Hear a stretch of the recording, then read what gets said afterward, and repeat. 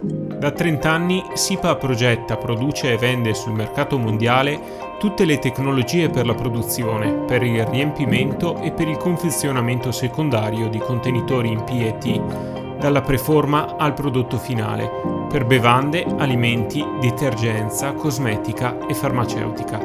Con il quartier generale in Italia, l'azienda può contare su 22 filiali di vendita, 4 stabilimenti produttivi tra Italia, Romania e Cina e ben 35 centri locali di servizio post-vendita per la fornitura di supporto tecnico e parti di ricambio.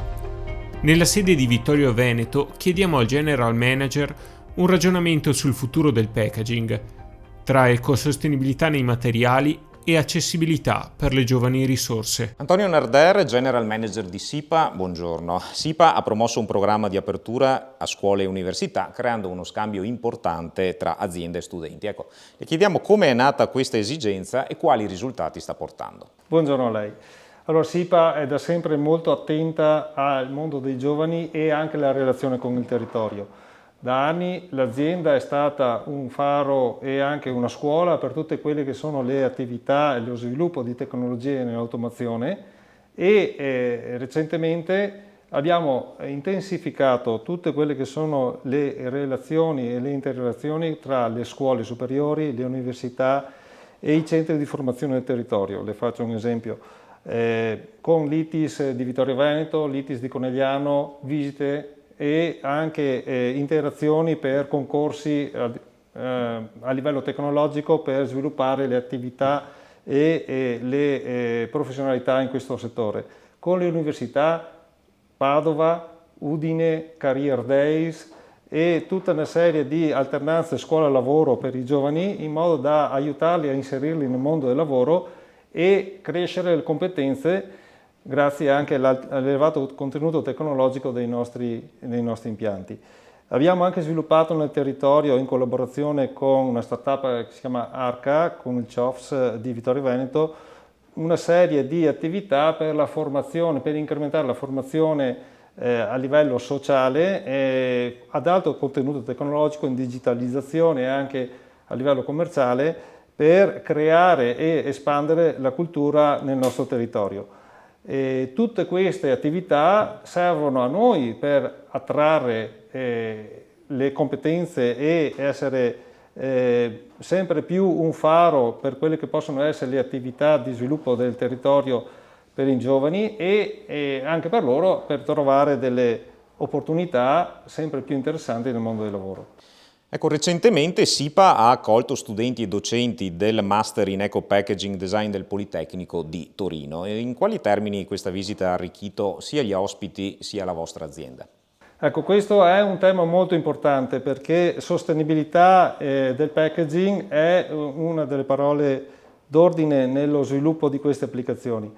Lo scopo è stato quello di inserire queste nuove competenze all'interno di un sistema di sviluppo di packaging che non deve essere solo finalizzato alla funzione primaria del packaging, ma a 360 gradi avere tutta una serie di informazioni e gestire tutta una serie di informazioni relative al contesto in cui questo packaging si viene a trovare e anche a far crescere nel consumatore tutta una serie di comportamenti e di informazioni utili alla gestione ecosostenibile di tutti i packaging.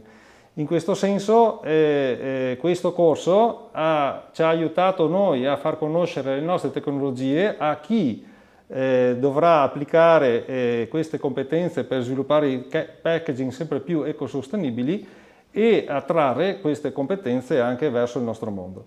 Allora, il packaging per quanto riguarda i prodotti di SIPA è, contrariamente a quanto le persone pensano, completamente sostenibile. Il 100% di quei contenitori in PET possono essere riciclati e reinseriti per riprodurre contenitori che possono essere bottiglie o vaschette in materiale che richiede comunque un contenuto energetico per il suo riciclo molto più basso di altri contenitori quali il vetro o l'alluminio. Questo la gente non lo sa.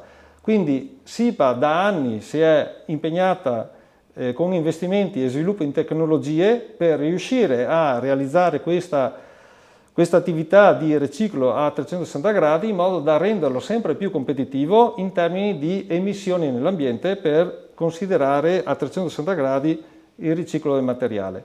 È importante a questo punto che i consumatori siano a conoscenza di questo, e molto spesso non lo sono, e che vengano quindi create tutta una serie di, chiamiamolo così, di corretti comportamenti nella gestione di questo packaging, in modo che venga correttamente raccolto e che la filiera di raccolta riesca a sostenere le tecnologie per il riciclo del materiale che sono già esistenti e fruibili nel mondo industriale. La sostenibilità del packaging influenza ormai quasi la metà dei consumatori nella scelta dei prodotti. Ecco, la figura dell'eco packaging designer può quindi candidarsi a essere una delle più strategiche all'interno di molte aziende del settore.